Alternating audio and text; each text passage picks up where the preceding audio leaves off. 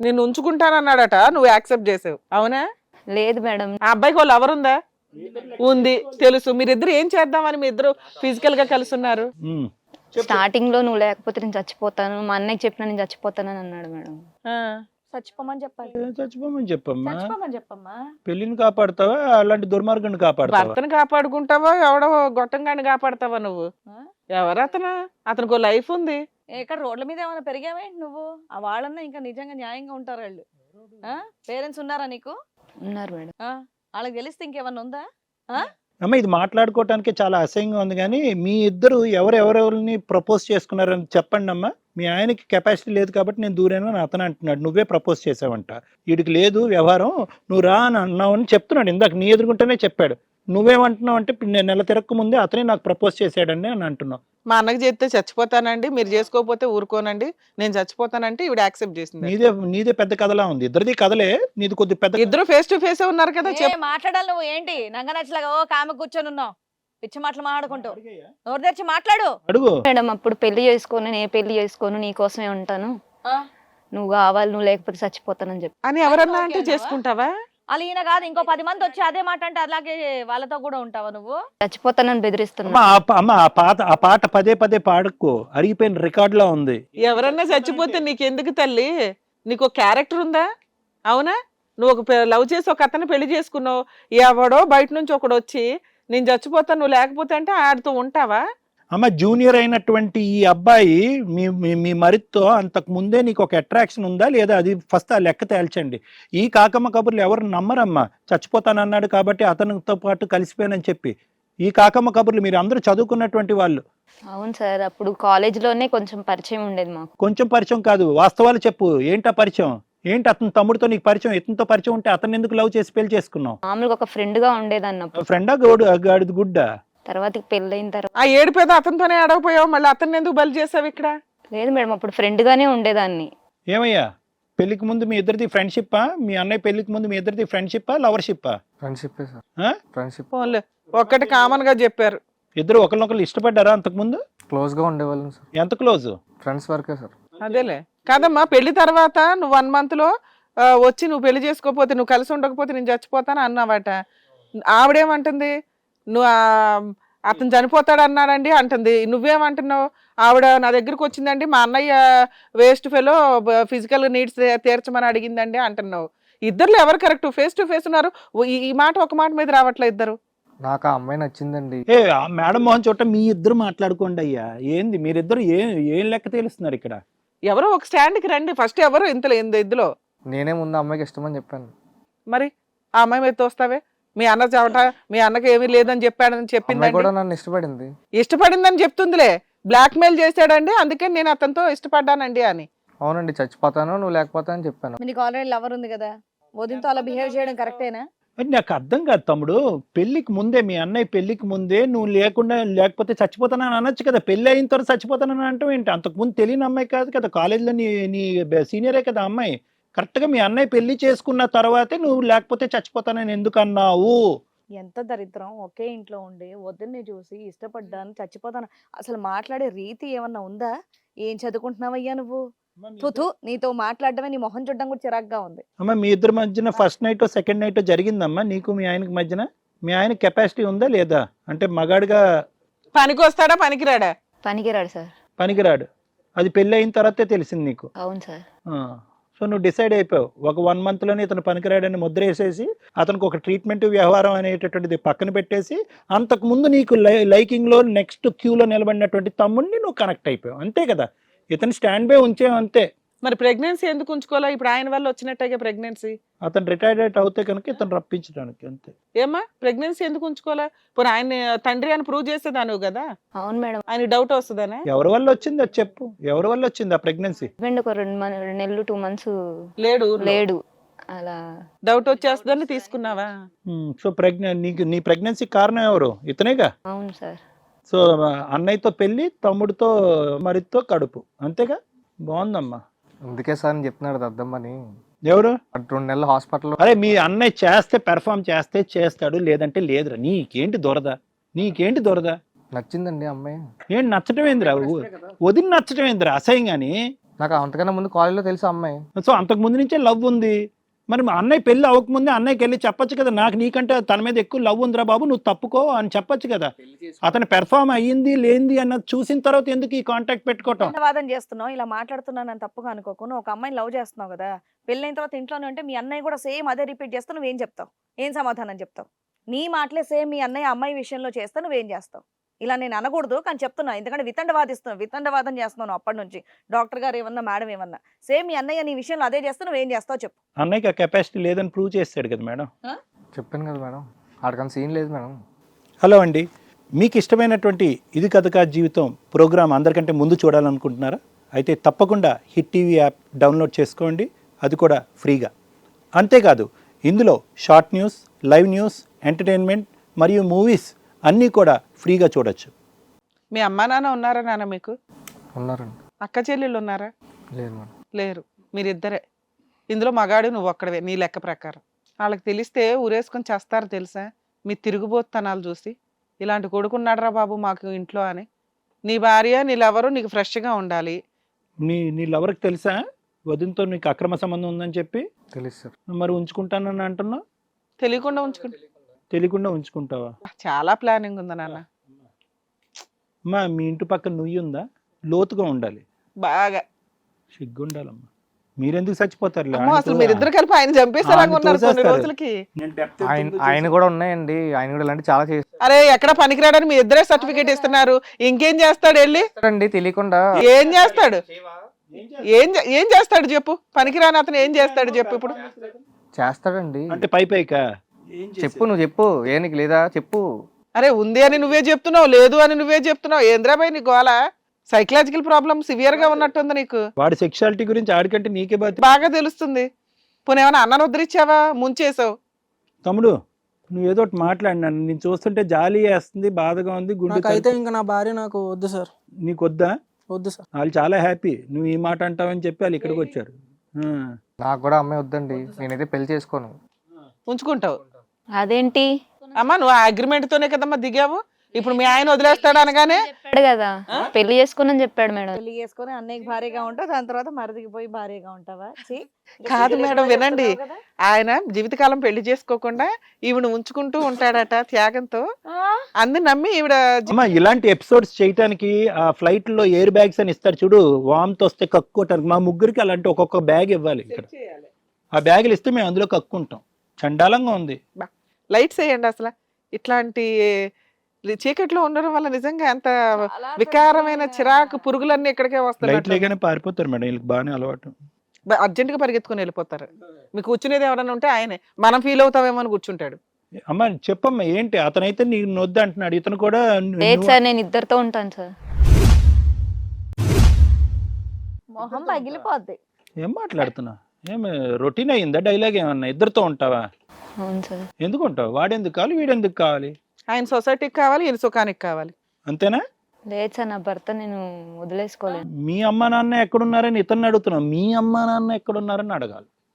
నీ అమ్మ నాన్న ఎలా పెంచారని అడగాలి. వాళ్ళని తప్పనే ఉందిలే, పక్కదో పట్టింది దాన్ని. అంటే పిలిచి వీళ్ళ భాగవతాలు చెప్తే వాళ్ళకి తెలుస్తుందిగా, ఇంకెంత సమాజాన్ని స్పాయిల్ చేసుకుంటూ వెళ్తారు వీళ్ళంతా అని. మీరిద్దరు సమాజానికి చీడ పురుగులు తెలుసా ఒక రకంగా. ఓ రిలేషన్ లేదు, ఒక రెస్పెక్ట్ లేదు, సొసైటీ అంటే ఇది లేదు. నేను ఒకే ఒకటి ఇక్కడ తేలాలి వరుణ్ బాబు, ఒకే ఒక అంశం తేలాలి. ఈ అమ్మాయి నీ మీద వేసినటువంటి అలిగేషన్, ఆ సందర్భం అనుకో, నువ్వు అలాంటి అక్రమ సంబంధాలు పెట్టుకునేటటువంటి అమ్మాయి గురించి ఉంటావు ఓడతావు అనేది వేరే విషయం. కానీ ఇక్కడ ఏంటంటే నీ మీద వేసినటువంటి అలిగేషను నువ్వు మగాడు కాదు అని, అది ఒక్కసారి నువ్వు క్లారిటీ ఇవ్వాలి. నీ సెక్షువాలిటీ గురించి నీకు తెలుసా తెలీదా? తెలుసు సార్. తెలుసు. నువ్వు మగాడివేనా? మగాడినే సార్. నువ్వు మగాడివే.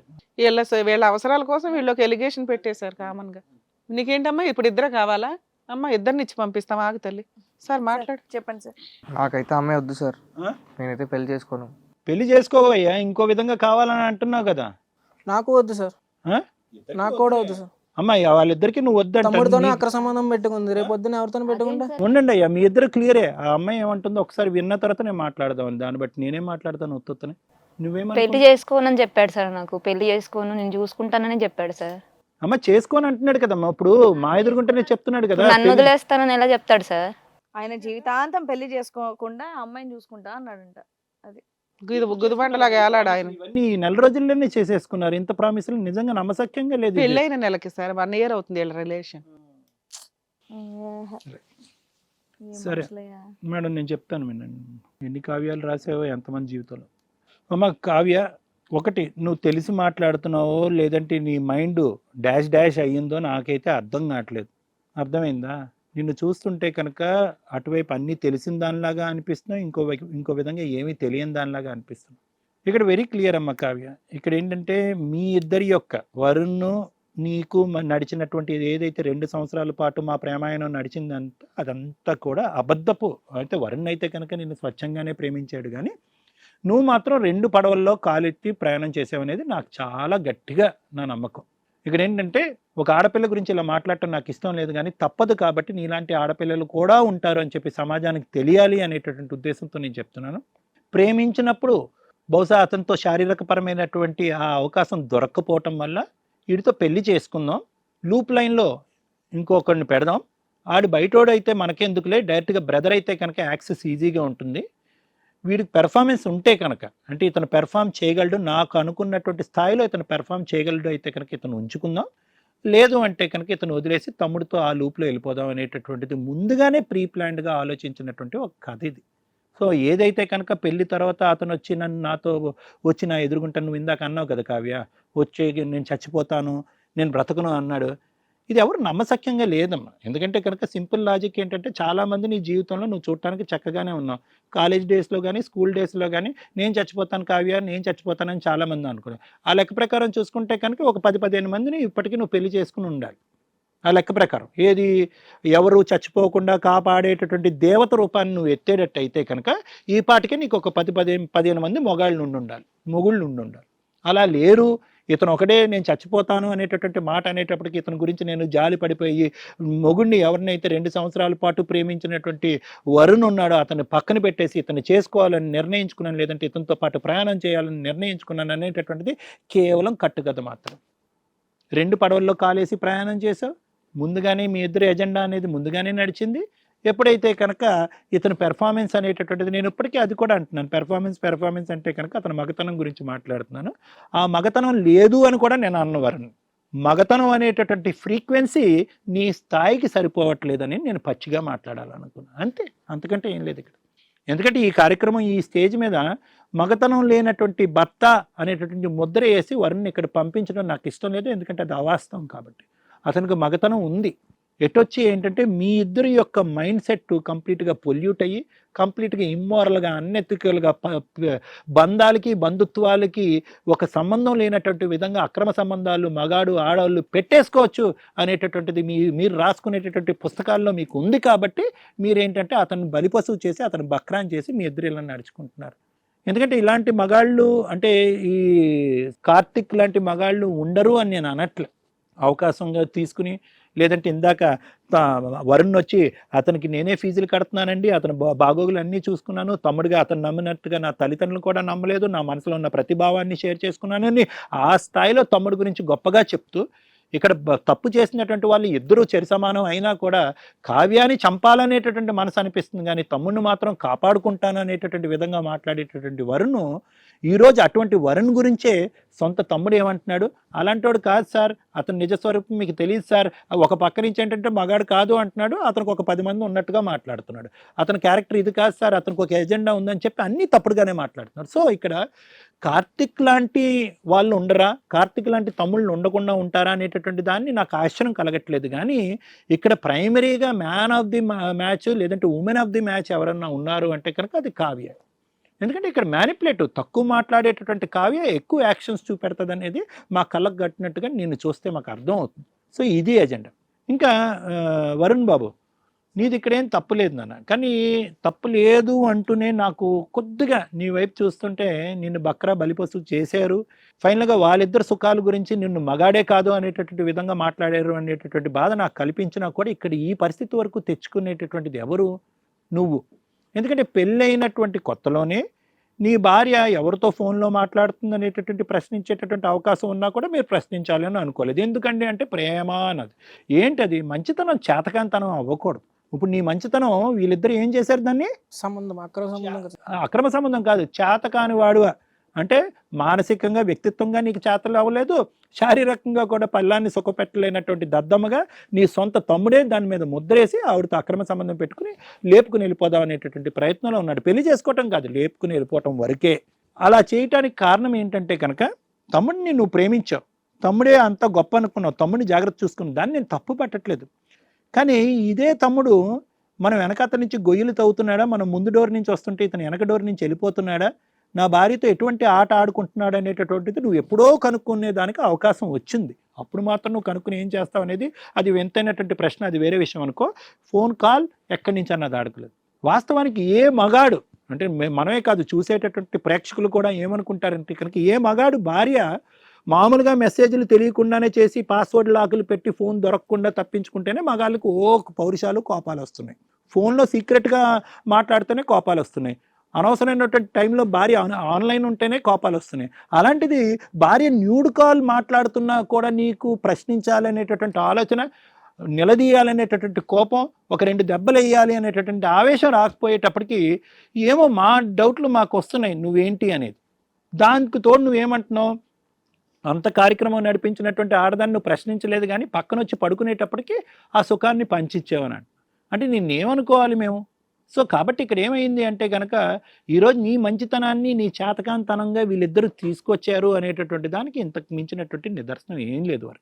అయితే ఇప్పటికైనా నువ్వేంటంటే ఏం ప్రేమించుకున్నారు, ఎందుకు ప్రేమించుకున్నారు అన్నది నాకు తెలియదు, కానీ మీరు ప్రేమించుకునేటటువంటి మొత్తం ప్రయాణంలో మీ ఇప్పుడు ఎలాగైతే కనుక తెలియకుండానే మీ తమ్ముడే ఇందులో ఉన్నాడు, నీ తమ్ముడే మీ భార్యతో అక్రమ సంబంధం పెట్టుకున్నాడు అనేటటువంటి అంశాన్ని ఎలాగైతే వీళ్ళు కప్పిపుచ్చారు, ఎప్పుడైతే కనుక ఆ అమ్మాయిని చంపాలనిపిస్తుందిరా అని చెప్పేంత వరకు నీకు వీళ్ళిద్దరికి సంబంధం ఉన్నదని తెలియదో, పెళ్ళైన తర్వాత పెళ్ళికి ముందు మీరిద్దరు ప్రేమాయణం నడిపించుకున్నప్పుడు కూడా వీళ్ళ కథ కూడా అలాగే నడిచింది అనేది నా భావన, నా అనుమానం, నా ఆలోచన. సో ఇక్కడ ఏంటంటే వాళ్ళు అప్పుడు ప్రేమికులే, నీ పెళ్ళైన తర్వాత కూడా ప్రేమికులే.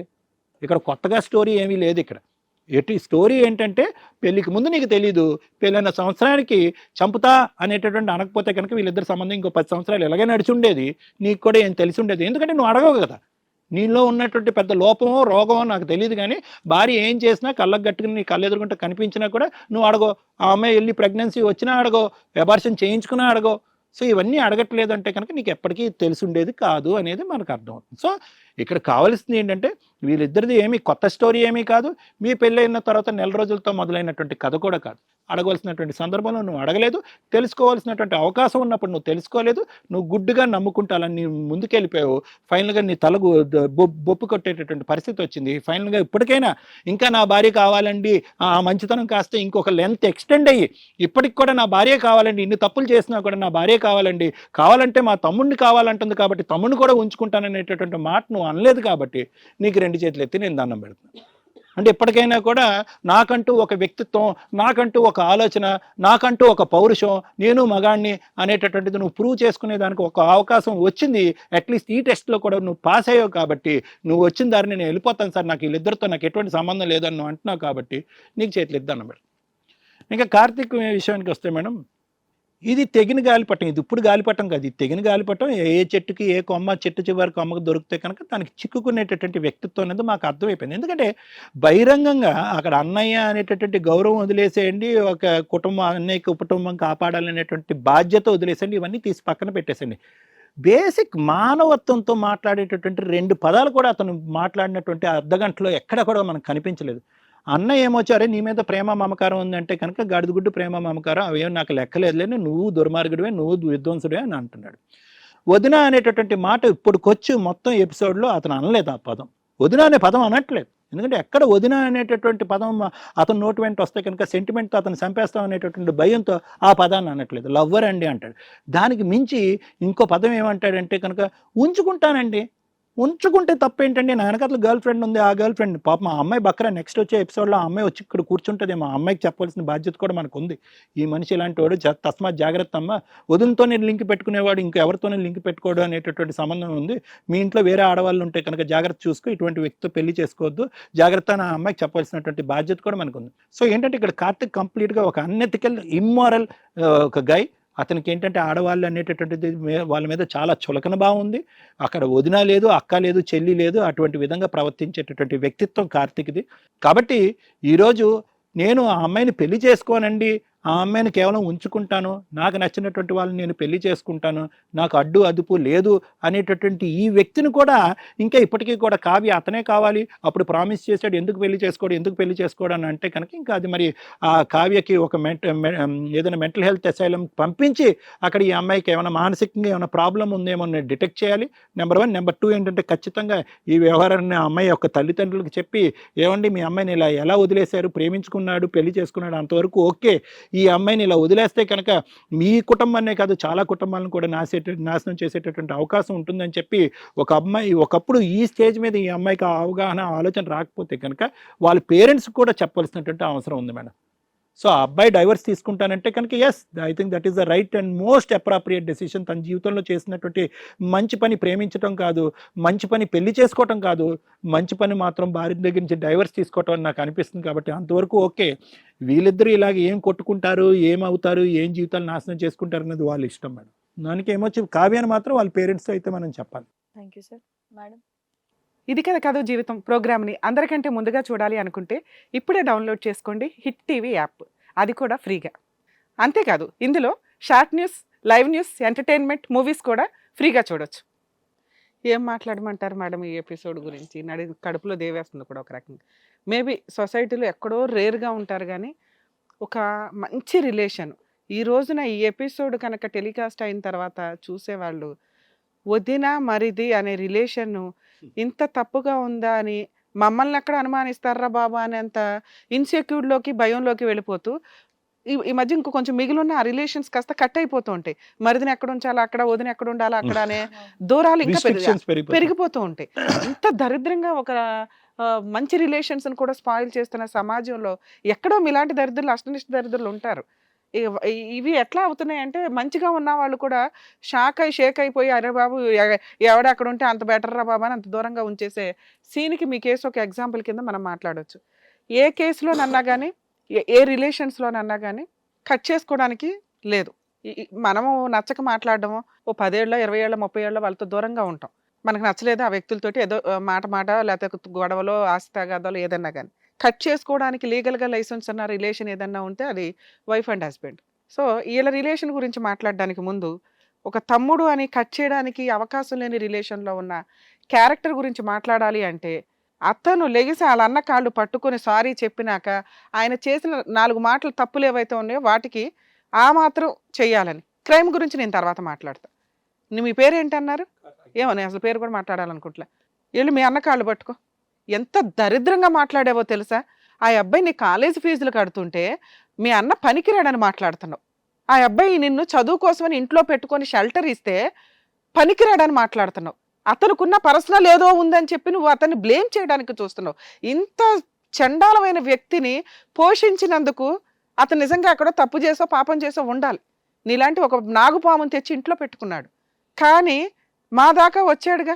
మా దాకా వచ్చినప్పుడు నీ గురించి, నీలాంటి క్యారెక్టర్ గురించి నేను మాట్లాడాలంటే అతనికి ఎంతో కొంత ఒక రియలైజేషన్ అయితే ఉండాలి. లెగిసి అతని కాళ్ళు పట్టుకొని నీ గురించి మాట్లాడతాను. లెగాలి, లేకపోతే పోలీసులను పిలుస్తాను ఇప్పుడు. సారీ చెప్పు మీ అన్నకి, క్షమిస్తాడా లేదా అతని ఇష్టం. కాళ్ళు పట్టుకో. ఏంటి హక్ చేసుకునేది ఏంటి? కాళ్ళు పట్టుకో. వద్దు వద్దు తమ్ముడు, నువ్వు చేసింది చాలా పెద్ద తప్పు. వద్దు, అమ్మలాంటి వదినతోనే అఫేర్ పెట్టుకున్నావు. వద్దు, నాకు మాట్లాడాలనిపించట్లేదు కూడా ఆ మాట. కూర్చోండి. నాన్న ఎందుకు మిమ్మల్ని సారీ చెప్పమన్నానో తెలుసా? అన్నాదమ్ముల బంధం అంటే అంత మీ తండ్రి తర్వాత తండ్రి పాత్రలో ఉండి నిన్ను పోషించుకుంటూ వస్తున్నాడు. హిట్ టీవీ యాప్, ఇందులో short news, live news, entertainment shows, movies, digital magazines తో పాటు మీ జిల్లా వార్తలను కూడా ఫ్రీగా చూడొచ్చు. ఇంకెందుకు ఆలస్యం, వెంటనే హిట్ టీవీ యాప్ ని డౌన్లోడ్ చేసుకుని ఫ్రీగా ఎంటర్టైన్మెంట్ పొందండి. Hit TV app. Hit TV app. Please download hit TV app. Hit TV app ని ఫ్రీగా డౌన్లోడ్ చేసుకుని ఎంజాయ్ చేయండి. మీకు నచ్చిన ఎంటర్టైన్మెంట్ కోసం హిట్ టీవీ యాప్ ని ఫ్రీగా డౌన్లోడ్ చేసుకుని ఎంజాయ్ చేయండి. హిట్ టీవీ యాప్ ని డౌన్లోడ్ చేసుకుని ఆస్వాదించండి, ఆశీర్వదించండి. ఇంతమంది సెలబ్రిటీలు హిట్ టీవీ యాప్ ని డౌన్లోడ్ చేసుకోండి అని చెప్తున్నారంటే ఎంత మంచి యాప్ ఆలోచించండి. అమెరికా అమెరికా అమెరికా అమెరికాలో చదవాలనుకునే వాళ్ళకి విశ్వసనీయమైన పేరు మన శౌర్య కన్సల్టెన్సీ. UK లో 1 year masters, UK లో 1 year masters, 2 years work permit up to 5 years visa. Contact Saurya Consultancy. Contact 89851 89851.